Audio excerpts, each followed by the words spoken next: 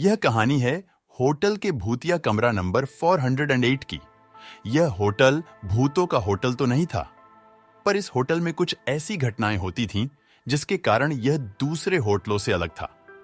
कहानी की शुरुआत कुछ ऐसे है कि राहुल और उसका दोस्त अमित घूमने के लिए मनाली जा रहे थे।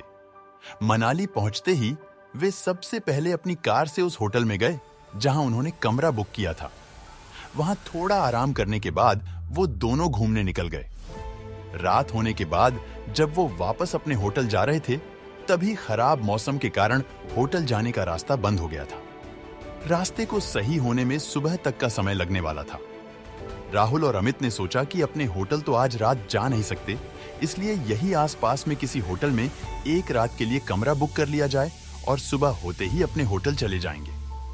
वो दोनों कमरे की तलाश में अपनी कार से इधर उधर होटल ढूंढने लगे। आसपास कोई इंसान भी नहीं दिख रहा था जिससे वो लोग किसी होटल का रास्ता पूछ सके। काफी समय बीत जाने के बाद उन लोगों को एक बूढ़ा आदमी दिखा। राहुल ने अपनी कार रोककर उससे होटल का रास्ता पूछा।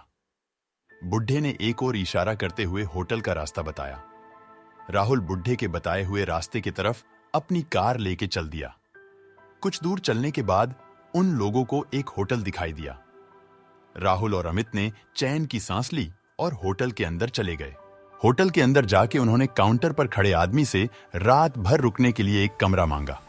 उस आदमी ने होटल के कुछ नियम बताए और एक कमरे की चाबी राहुल को दे दी। राहुल और अमित चाबी लेके कमरे की ओर चल दिए। चाबी पर कमरे का नंबर लिखा था, कमरा नंबर 408। राहुल और अमित चाबी लेके कमरे की ओर चल दिए। होटल के हर मंजिल पे चहल पहल थी। इन दोनों का कमरा चौथे मंजिल पे था। वो मंजिल बिल्कुल सुनसान थी। खैर, वे लोग इस बात पर ज्यादा ध्यान नहीं दिए। उन्हें तो यहां बस एक रात ही गुजारनी थी, इसलिए वे लोग अपने कमरे के अंदर चले गए। अंदर पहुंच के उन्होंने देखा कि उस कमरे में तो काफी धूल है। ऐसा लग रहा था जैसे कई सालों से वो कमरा बंद पड़ा हुआ है। वहां ना तो पीने का पानी था, ना ही नहाने का। राहुल ने वहां पे रखे फोन से होटल के स्टाफ को कॉल किया। कॉल किसी ने तो उठाया, पर कुछ बोला नहीं। डरावनी सी हंसी के बाद कॉल कट गया। उसके तुरंत बाद ही वापस उसी फोन पे कॉल आया। इस बार होटल के स्टाफ ने कहा, सर, आपने कॉल किया था, बताइए हम आपकी क्या मदद कर सकते हैं। राहुल ने जवाब दिया, आपने हमें यह कैसा कमरा दिया है? ना ही यहां पीने का पानी है और ना ही नहाने का। चारों तरफ सिर्फ धूल ही धूल है। आप जल्दी से यहां आइए और यह सब सही करवाइए। स्टाफ ने इस बात की माफी मांगी और कमरे का नंबर पूछा। राहुल ने जवाब दिया, कमरा नंबर 408। इतना सुनते ही स्टाफ की डर गया और डरते हुए राहुल से पूछा, सर, आप उस कमरे में क्या कर रहे हैं? राहुल ने चिल्लाते हुए कहा, यह क्या मजाक चल रहा? आप लोगों ने ही तो मुझे इस कमरे की चाबी दी थी। स्टाफ सहमी आवाज में बोला, सर, जितना जल्दी से जल्दी हो सके आप उस कमरे से बाहर निकलिए और नीचे आइए। राहुल ने पूछा, पर क्यों? स्टाफ ने तुरंत जवाब दिया, सर, सवाल बाद में पूछ लेना, बस अभी आप वहां से बाहर निकल जाइए, वहां आपकी जान को खतरा है। इतना सुनते ही राहुल और अमित कॉल कट करके कमरे से बाहर निकलने के लिए दरवाजे की तरफ जाने लगे। तभी किसी ने दरवाजा खटखटाया। राहुल ने पूछा, कौन है? पर बार बार पूछने पे भी कुछ आवाज नहीं आई। तभी उस रूम की लाइट चली गई।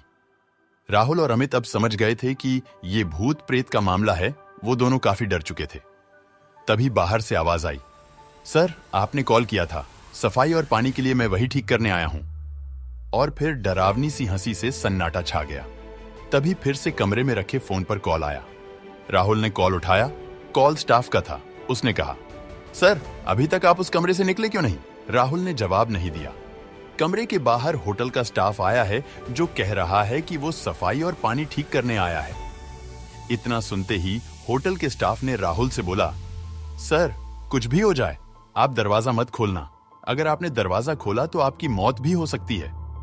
ये सुनते ही राहुल और अमित दोनों बहुत डर गए। फिर स्टाफ ने कहा, सर, आप अंदर ही रहिए, हम लोग आपको बचाने ऊपर आते हैं। कुछ देर बाद कमरे के बाहर से आवाज आई, सर, हम लोग आ गए हैं, आप दरवाजा खोलिए।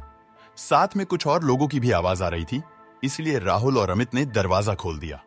उन्होंने देखा सामने सच में होटल का स्टाफ ही था। दोनों ने चैन की सांस ली। फिर सभी लोग वहां से जल्दी ही नीचे आ गए। राहुल ने काउंटर पर देखा, पर वहां पर कोई दूसरा स्टाफ था जिसने राहुल को चाबी दी थी, वो कहीं नहीं दिखा। ये सारी बातें राहुल ने वहां के लोगों को बताई। उन लोगों ने राहुल से कहा, सर, आपको जिसने चाबी दी थी वो भी पहले इसी होटल में काम करता था, पर अचानक से एक दिन कमरा नंबर 408 में रहस्यमयी तरीके से उसकी मौत हो गई। तब से उसकी आत्मा इसी होटल में रहती है, पर वो बस उन लोगों को ही परेशान करती है जो 408 कमरे के पास जाते हैं। पता नहीं आज आप लोगों को वो कैसे उस कमरे तक ले गई। राहुल और अमित अब सारी बातें समझ चुके थे। जैसे तैसे उन्होंने वहां रात गुजरी और सुबह होते ही अपने होटल की ओर चल दिए। तो ये थी हमारी आज की कहानी। अच्छी लगी हो तो वीडियो को लाइक जरूर करें। मिलते हैं अगली कहानी में। चैनल को सब्सक्राइब करना मत भूलना। जय श्री राम।